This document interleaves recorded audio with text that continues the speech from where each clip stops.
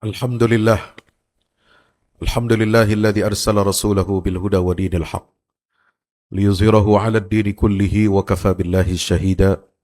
Asyhadu an la ilaha illallah wahdahu la syarika lah wa asyhadu anna Muhammadan 'abdullahi wa rasuluhu la nabiyya ba'dah. Allahumma shalli wa sallim wa barik ala habibina wa syafi'ina wa maulana Muhammadin wa ala alihi wa sahbihi wa barik wa sallim ajma'in. Ibadallah, usi nafsi wa iyyakum bitaqwallah, ittaqullaha haqqa tuqatihi wa la tamutunna illa wa antum muslimun. Hadirin jamaah Jumat yang insyaallah mudah-mudahan kita semua dirahmati dan diberkahi oleh Allah Subhanahu wa taala. Begitu luar biasa perjalanan kita di bulan suci Ramadan ini, terasa sangat cepat.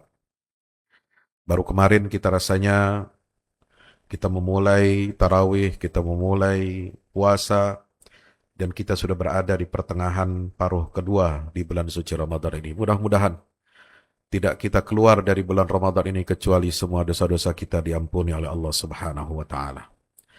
Hadirin yang dimuliakan Allah Subhanahu wa taala, momentum peristiwa nuzulul Quran atau turunnya Al-Quran yang biasa kita peringati setiap tanggal 17 Ramadan harusnya menjadi cermin buat kita semua untuk memperbaiki diri kita dan bangsa kita ke arah yang lebih baik. Ramadan bukan hanya sekedar bulan kita memburu pahala. Kalau hanya mindset kita untuk mencari dan mengumpulkan pahala, maka itu keliru besar. Selain menjadikan Ramadan sebagai bulan panen pahala, memperbaiki kualitas ibadah, tetapi juga kita harus menjadikan Ramadan ini sebagai komitmen kita untuk berubah. Banyak yang mengumpulkan pahala tetapi setelah Ramadan enggak berubah. Kembali lagi ke settingan awalnya.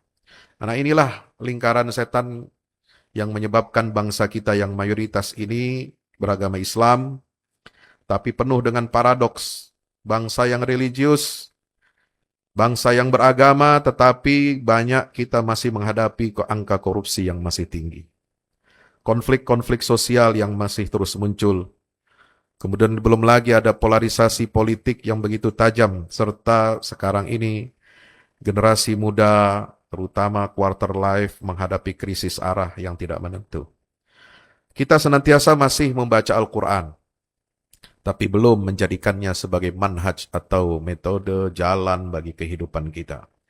Mari kita renungi firman Allah Subhanahu wa taala. Surah Al-Baqarah ayat 185. Syahrul Ramadan alladzi unzila fihi al-Qur'an hudan linnas wa bayyinatin minal huda wal furqan. Bulan Ramadan ini disebut oleh Allah dengan secara eksplisit dan istimewa. Adalah bulan yang di dalamnya diturunkan Al-Quran. Sebagai apa? Pertama, sebagai petunjuk. Yang kedua, sebagai penjelasan-penjelasan tentang petunjuk itu. Dan yang ketiga adalah pembeda antara yang hak dan batil. Mari kita uraikan satu persatu. Hudan, ya, yang sering kita artikan secara harfiah sebagai petunjuk biasa, ini bukan petunjuk biasa. Quran sebagai hidayah, Quran itu harus menggeser keberagaman kita dari sekedar formalitas menuju substansi akhlakul karimah. Maka kita lihat hari ini bagaimana kita harus menjadikan Al-Quran sebagai hudan, ya, sebagai hidayah peradaban. Sebab agama seringkali berhenti hanya pada simbol-simbol dan ritual ibadah mahdhah tanpa dampak sosial yang berarti. Mari kita harus bertransformasi, menggeser simbol itu tidak hanya sekedar simbol, tetapi menuju sistem nilai, sebagaimana yang diturunkan dan dipandukan oleh Allah Subhanahu wa ta'ala dalam Al-Quranul Karim. Dengan apa? Dengan menjadikan agama ini sebagai sistem nilai yang kemudian mengakar pada akhlak bangsa kita. Oleh sebab itu, ada sebuah petunjuk yang seharusnya kita jadikan pedoman dalam kehidupan kita, yaitu firman Allah Subhanahu wa taala, "Inna hadzal Qur'ana yahdi lillati hiya aqwam wa yubashshirul mu'minina alladhina ya'maluna as-salihati anna lahum ajran kabira." Sungguhnya Al-Qur'an ini memberi petunjuk kepada jalan yang paling lurus. Allah tidak menyebut jalan yang paling baik untuk kita adalah jalan yang paling cepat atau jalan yang paling mudah. Jalan yang cepat seringkali membuat kita terjerumus ke dalam hal-hal yang berbahaya. Jalan yang mudah, tidak pernah kita mengalami kesulitan, membuat kita ternina-bobokan, membuat kita alpa dan lalai akan tujuan hidup kita yang sebenarnya. Tetapi yang Allah tekankan di dalam ayat ini adalah jalan bagi manusia adalah jalan yang paling lurus, yang paling setia kepada nilai-nilai, bukan soal cepat sampai atau tidaknya. Bukan soal mudah atau tidaknya, tetapi jalan kita untuk membangun peradaban, untuk menegakkan nilai-nilai Islam di atas muka bumi ini adalah jalan yang lurus, yang setia kepada nilai-nilai yang diturunkan oleh Allah Subhanahu wa Ta'ala. Yang kedua, apa itu bayyinat minal huda? Bayyinat yaitu pencerahan intelektual. Ya. Penjelasan-penjelasan dari petunjuk ini diwujudkan dalam bentuk pencerahan-pencerahan intelektual untuk apa? Melawan fanatisme buta. Maka untuk melawan fanatisme buta, fanatisme kepada aliran, fanatisme kepada kelompok dan golongan, maka mutlak kita memerlukan pencerahan akal, nalar, dan meningkatkan literasi kita di bulan suci Ramadan ini. Hadirin dirahmati Allah Subhanahu wa Ta'ala. Oleh sebab itu, inilah fungsi Al-Quran yang kedua yang Allah turunkan di bulan suci Ramadan untuk menjadi apa? Bayyinat. Ketika kita dikepung oleh hoax, fanatisme buta, dan polarisasi beragama, polarisasi mazhab yang tidak pernah selesai, maka kita harus memiliki pegangan yang teguh. Wa'tasimu bihablillahi jami'an wala tafarraqu. Berpegang teguhlah kamu semua, kata Allah Subhanahu wa Ta'ala, dengan tali Allah dan jangan bercerai-berai. Hadirin dirahmati Allah Subhanahu wa Ta'ala, mari kita wujudkan, implementasikan bayyinat minal huda ini dalam kehidupan kita sehari-hari dengan membaca makna Al-Quran, bukan sekedar melantunkan suara Al-Quran. Sebab Nabi berpesan kepada kita, khairukum man ta'allamal Qur'ana wa 'allamahu. Sebaik-baik di antara kalian, orang yang terbaik di antara kalian adalah orang yang mempelajari Al-Quran dan mau mengajarkannya. Bukan hanya membaca Al-Quran tanpa makna, lalu tanpa amal. Hadirin dirahmati Allah Subhanahu wa Ta'ala. Yang ketiga, fungsi Al-Quran sebagai Al-Furqan. Nah, ini penting. Kalau kita memperingati nuzulul Quran, kalau kita menghidupkan Ramadan ini sebagai bulan turunnya Al-Quran, maka mari kita jadikan Quran ini sebagai Al-Furqan. Untuk apa?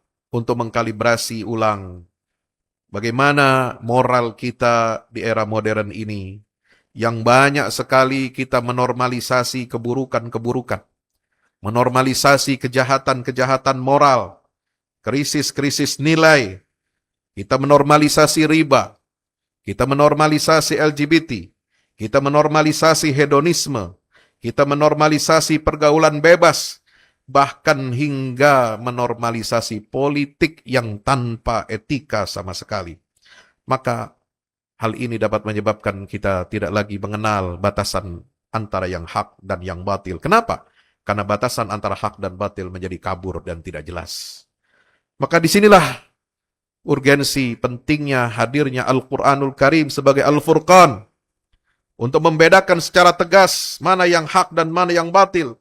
Dan Ramadan adalah momentum bagi kita untuk mengkalibrasi ulang kompas akhlak kita, kompas akidah kita, dan ibadah kita yang benar kepada Allah Jalla Jalaluhu Subhanahu wa Ta'ala. Masyarul muslimin dirahmati Allah Subhanahu wa Ta'ala. Maka kalau tujuan ibadah puasa ini adalah membentuk manusia yang bertakwa, la'allakum tattaqun, maka mari kita perhatikan alurnya menurut Allah Subhanahu wa Ta'ala. Puasa yang melahirkan takwa, dan takwa itu yang akan melahirkan furqan. Sebagaimana firman Allah Ta'ala dalam surah Al-A'raf ayat 29, Al-Anfal ayat 29. Ya ayyuhalladzina amanu in tattaqullaha yaj'al lakum furqana wa yukaffir ankum sayyiatikum. Wahai orang-orang yang beriman. Ya. Kalau ayat puasa dimulai dengan orang-orang beriman, maka di sini juga dimulai dengan ayat dengan orang-orang yang beriman. Surah Al-Anfal 29. Wahai orang-orang yang beriman, in tattaqullah, jika kamu bertakwa kepada Allah. Kalau kita kaitkan dengan 183 Al-Baqarah, jika kamu sudah berpuasa dan kemudian lahir ketakwaan itu, Lalu bagaimana mengefektifkan ketakwaan kita kepada Allah dalam kehidupan kita? Maka inilah jawabannya. In tattaqullah, jika kamu bertakwa kepada Allah, yaj'al lakum furqana, maka niscaya Allah akan memberikan furqan untuk kamu. Cara bagaimana kita bisa membedakan mana yang hak dan mana yang batil. Maka akar krisis bangsa ini, hadirin rahmati Allah Subhanahu wa taala, ketika kita bangga dengan status negeri kita, umat kita, bangsa kita sebagai umat yang mayoritas muslim terbesar di dunia, maka kita harus bermuhasabah, mengevaluasi, bercermin, bagaimana agar bangsa ini dapat mengendalikan jiwanya, dapat membersihkan jiwa bangsa kita ini. Karena Allah Ta'ala berfirman, Qad aflaha man zakkaha, wa qad khaba man dassaha. Allah Subhanahu wa Ta'ala menyatakan, sungguh beruntung, siapapun beruntung. Bangsa akan beruntung kalau kita warga negaranya, bagian dari bangsa ini, semua senantiasa mau menyucikan jiwanya. Dan ini relate dengan apa yang disampaikan oleh Imam Al-Ghazali rahimahullah, bahwa puasa fungsinya adalah melemahkan syahwat dan menguatkan ruh. Bagaimana kita menghadirkan kesabaran? Bagaimana kita menjadi pribadi yang memiliki empati sosial yang tinggi? Dan bagaimana kita memiliki kejujuran spiritual? Maka itu kesalehan spiritual yang jamaah dirahmati Allah tidak akan memiliki arti tanpa wujud nyata kepedulian sosial. Inilah yang diajarkan oleh Nabi kita Muhammad sallallahu alaihi wasallam. Bukanlah disebut orang beriman alladzi yashba' sementara dirinya kenyang, perutnya wajaruhu ja'i'un, sementara tetangga-tetangganya merasakan kelaparan. Hadirin rahmati Allah Subhanahu wa taala, maka itu sebagai penutup, mari kita jadikan momentum hari turunnya Al-Quran, nuzulul Quran ini menjadi transformasi nilai-nilai Quran untuk menjadi pilar kebangkitan kita sebagai bangsa muslim terbesar di dunia ini. Menjadikan hidayah untuk membangun moralitas publik kita. Menjadikan bayinat untuk menghidupkan semangat literasi dan menghidupkan nalar yang sehat. Menjadikan Al-Furqan untuk menegakkan integritas dan keadilan. Maka kita membaca Quran tidak sekedar lantunan suara saja. Mari kita ubah cara membaca Al-Quran kita. Bukan hanya sekedar lantunan suara, tetapi juga harus membangun peradaban. Jika Al-Quran hanya dibaca tanpa dipahami, dia hanya berhenti menjadi suara.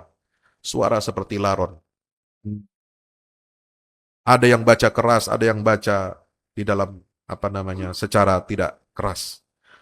Kalau Al-Quran dipahami tanpa diamalkan, dia hanya akan menjadi wacana yang indah, yang terpampang di meja, yang terpampang di dinding-dinding. Tapi kita tidak bisa mewujudkan nilai-nilai itu dalam kehidupan. Sementara kita punya pemikiran, konsep yang hebat, tetapi tidak bisa kita wujudkan dalam kehidupan kita. Kita tetap nasib kita terbelakang dan menjadi halaman belakang peradaban dunia ini. Tetapi yang paling penting adalah yang ketiga. Bagaimana agar Quran ini dipahami, dibaca dan diamalkan secara kolektif, maka dia akan menjelma menjadi peradaban yang agung, sebagaimana yang telah dicontohkan dan diwujudkan oleh Rasulullah SAW dan salafus salih kita. Mudah-mudahan kita dapat menjadikan Al-Quran menjadi musim semi bagi Indonesia, sebagaimana doa Rasulullah SAW, Allahumma ja'alil Qur'an al-azima rabi'a qulubina. Ya Allah, jadikanlah Al-Quran sebagai musim semi bagi hati-hati kami. Bukan hanya hati kita yang mengalami musim semi, tetapi bangsa Indonesia juga harus mengalami musim semi Al-Quran. Ketika Ramadan ini dapat melahirkan kualitas bangsa yang lebih jujur, kualitas bangsa kita yang lebih adil, kualitas bangsa kita yang lebih berakhlak, dan kualitas bangsa yang lebih bersatu di bawah panji nilai-nilai Al-Quranul Karim. Barakallahu li wa lakum fil Qur'anil azim. Wa nafa'ani wa iyyakum bima fihi minal ayati wa dzikril hakim. Aqulu qawli hadha fastaghfiruhu innahu huwal ghafurur rahim. Alhamdulillahi wahdah, sadaqa wa'dah, wa nasara 'abdahu wa 'azza jundahu wa hazama al-ahzaba wahdah. Asyhadu an la ilaha illallah wahdahu la syarika lah وأشهد أن محمدا عبده ورسوله لا نبي بعده. اللهم صل وسلم وبارك على محمد وعلى آله وأصحابه وبارك وسلم تسليما كثيرا. أما بعد، فيا عباد الله، أوصي نفسي وإياكم بتقوى الله. اتقوا الله حق تقاته ولا تموتن إلا وأنتم مسلمون. اعلموا أن الله أمركم بأمر بدأ فيه بنفسه وثنى بملائكة المسبحة بقدسه، فقال تعالى: إن الله وملائكته يصلون على النبي يا أيها الذين آمنوا صلوا عليه وسلموا تسليما. اللهم صل على محمد وعلى آل محمد كما صليت على إبراهيم وعلى آل إبراهيم إنك حميد مجيد. وارض اللهم عن سادتنا أربعة الخلفاء الراشدين أبي بكر وعمر وعثمان وعلي، وعن سائر الصحابة والتابعين ومن تبعهم بإحسان إلى يوم الدين، وعلينا معهم برحمتك يا أرحم الراحمين. اللهم اغفر للمسلمين والمسلمات والمؤمنين والمؤمنات الأحياء منهم والأموات إنك سميع قريب مجيب الدعوات. اللهم انصر الإسلام وعز المسلمين وعلي بفضلك كلمة الحق إلى يوم الدين. اللهم انصر من نصر الدين واخذل من خذل المسلمين. اللهم أرنا الحق حقا وارزقنا اتباعه، وأرنا الباطل باطلا وارزقنا اجتنابه. ربنا ظلمنا أنفسنا وإن لم تغفر لنا وترحمنا لنكونن من الخاسرين. اللهم اجعل القرآن العظيم ربيع قلوبنا ونور أبصارنا وجلاء أحزاننا وذهاب همومنا وغمومنا برحمتك يا أرحم الراحمين. ربنا تقبل منا إنك أنت السميع العليم، وتب علينا إنك أنت التواب الرحيم، وآخر دعوانا أن الحمد لله رب العالمين، وأقم الصلاة.